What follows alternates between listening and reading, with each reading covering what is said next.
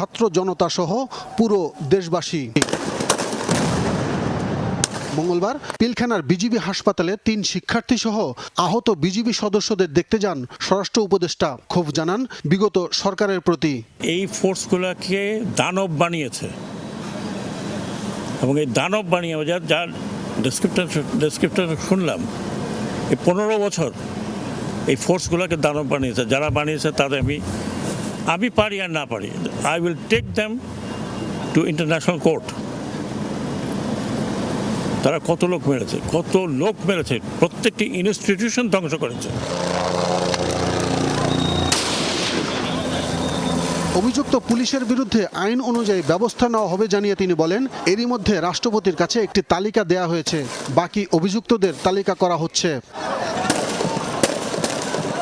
আমরা বের করার চেষ্টা করছি হুকুমের আসামি, তাদের সবার